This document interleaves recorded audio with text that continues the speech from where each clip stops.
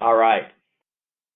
There's so much information and so little time to be able to go over everything, but I want to give you a little bit of context as far as how we use MobileCause, how we came about, all that kind of stuff. We utilized MobileCause last year for the first time in preparing for, during, and after our annual fundraising luncheon. And I want to make it clear, and most of you know this already, that there is a big difference between conducting a fundraising breakfast and lunch versus some sort of a dinner auction type of an event. I know that I've always approached a breakfast or a lunch fundraiser as get them in, get them out as soon as possible, whereas a dinner auction, you can take all night long, and probably and as we all know, the more alcohol they drink, the better off your fundraiser is probably going to be. So you really need to be able to take some of those lessons that Corey had pointed out as far as compelling storytelling. Anyway, our luncheon has been around for about 12 to 13 years. Quite frankly, from a development standpoint, that's probably longer than what it should. However, as my executive director and other executive directors over the years have always told me, unless you have some way of replacing that revenue, we're going to continue to keep on doing the event. So that's what we do. We've held it in a variety of different venues, and for the most part, we're holding serve the past couple of years up until last year, meaning that revenue has kind of gone up and down by a couple grand each year. Attendance has kind of gone up and down by 10 or 20 or so. But last year, for a variety of factors, we sort of saw a resurgence, and I do have to give MobileCause a lot of credit for that. Our luncheon looks, feels, smells, and tastes like most luncheon, but the best thing we did was 2 years ago when we began featuring our students, some of whom you see here in the invitation, and last year when we took full advantage of MobileCause. And I will tell you that I had no idea who MobileCause was until I attended another fundraising event and saw it in action.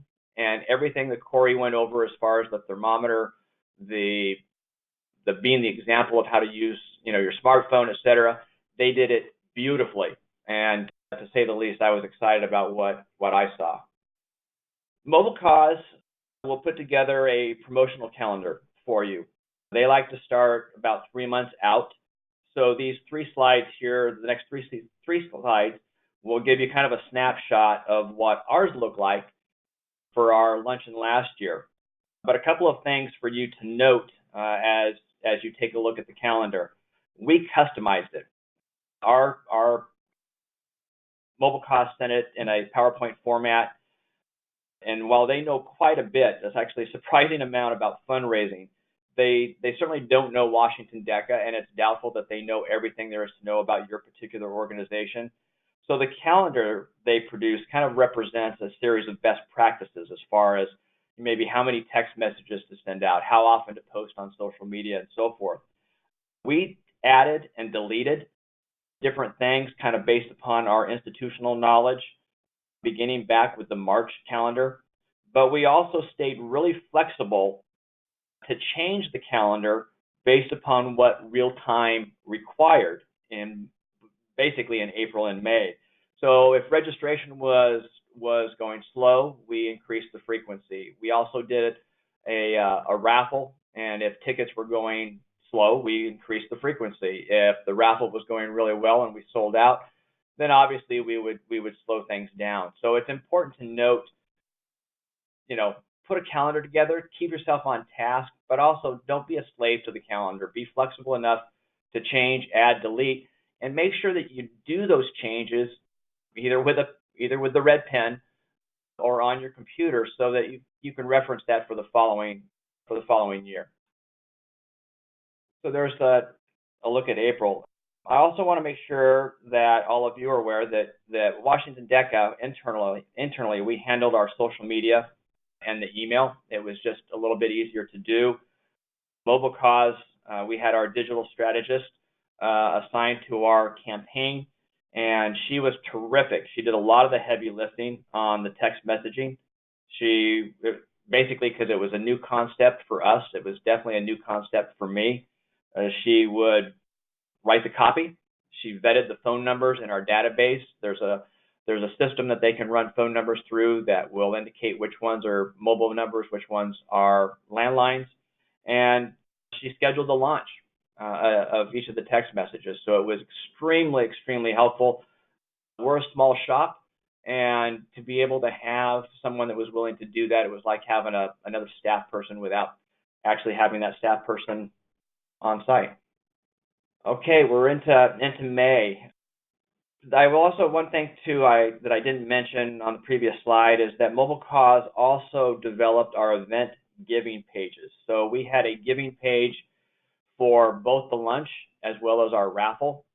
And ultimately they don't want to be holding, I'll say, our hand all throughout whatever number of years we use the platform.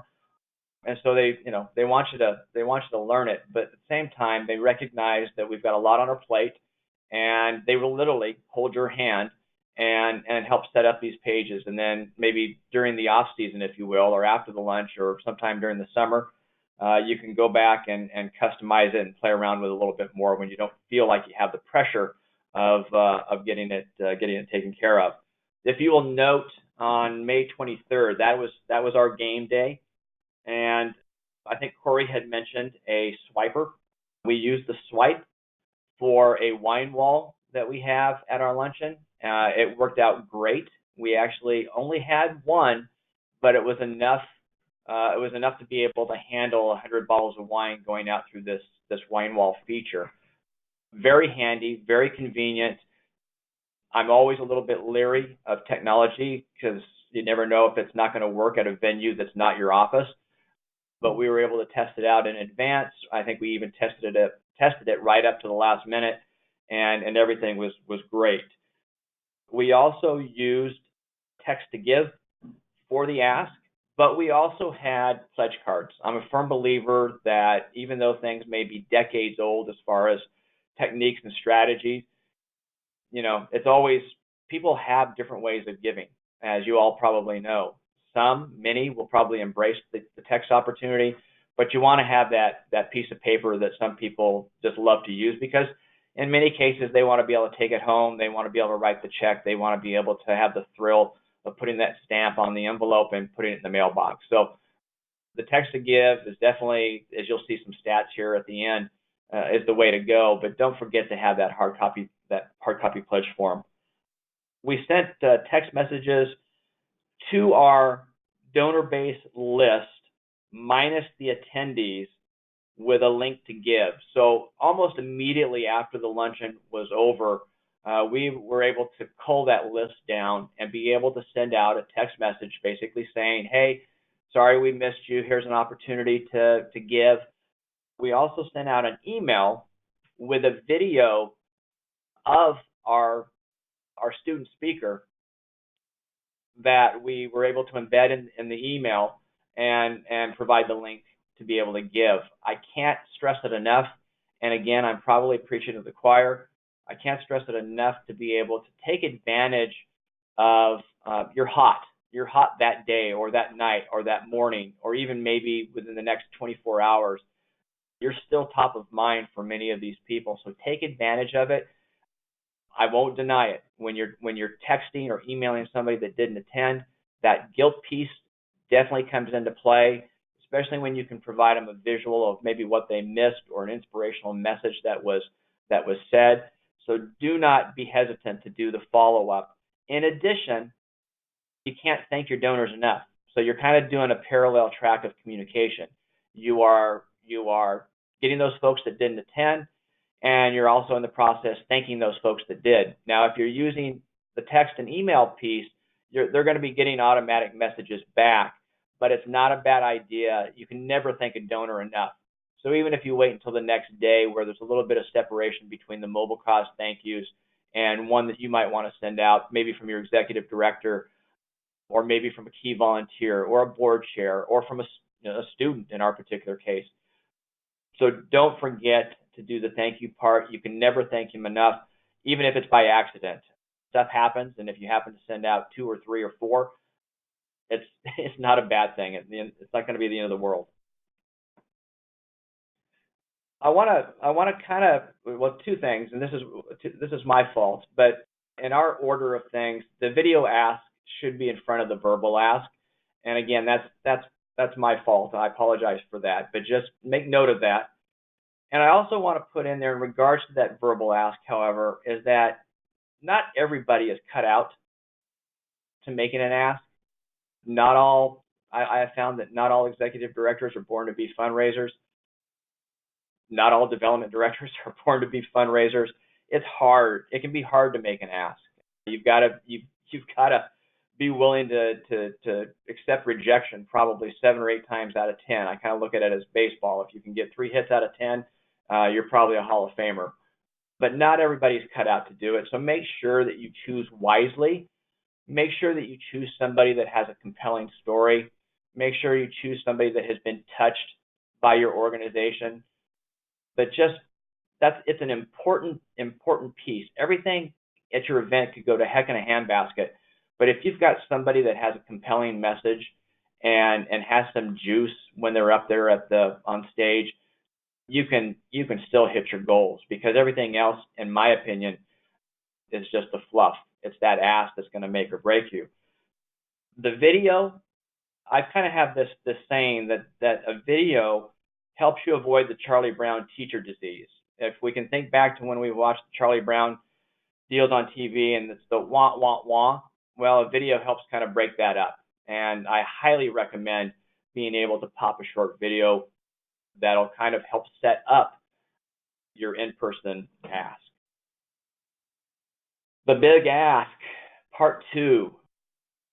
Corey kind of went over this in terms of the thermometer, but I want to be able to provide you with suggestions for a couple of other things. We also created a table tent to put at all of the tables. So we have this ask going up on stage. We did utilize the thermometer, and so you've got this thermometer with the funds going in. The asker, the human asker, has already kind of gone through the process. We've actually put this table tent at each place setting, at each table, and we also have it outlined in our event program. And there you go. And then we get to the end, because I think I'm probably going on way too long. You can see that last year's luncheon compared to previous years, we raised 9% more. Overall number of gifts up 28%. Pre and post event giving up 88%. Number of day of gifts 22%. 72% of all the gifts at the luncheon were new donors, which is fantastic for us. I'm sure it would be for you as well. And the number of new donors was up 49% over the previous year. Learnings and recommendations. Pre-event giving made little impact on the overall giving. And what I mean from that is that I was very concerned that a heavy push pre-lunch would impact our numbers. In other words, sort of that borrow from Peter to pay Paul type of thing. But it didn't.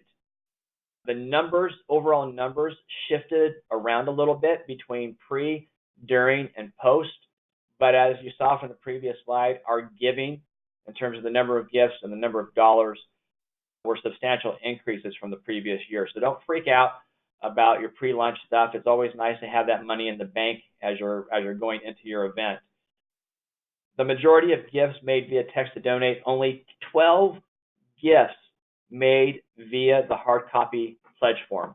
I was thrilled that we had the hard copies for those 12 people, but the number of texting was fantastic. And I checked with a variety of different people at the end. I had one person who's a vendor of ours, came up and said, "I hate the text to giving thing. I just hate it." So I was like, oh no. But then I went around and I talked to board members. I talked to, I'd say dozens of people that had attended the luncheon either that day or the day after or the weeks after, and said, "How did you like the text to give?" Loved it. And so don't be afraid by the one person. That one person does not speak for the 99% of the others who love the text to give piece. I think what that does, though, is it just backs up what I said before. People like to give in different ways. That person who complained about the text to give probably should have had a hard copy pledge form and dropped it in the mail, because everybody else seemed to like it just fine. So there were a variety of learnings and recommendations, but those were just some of the ones that kind of came to me top of mind. So thank you.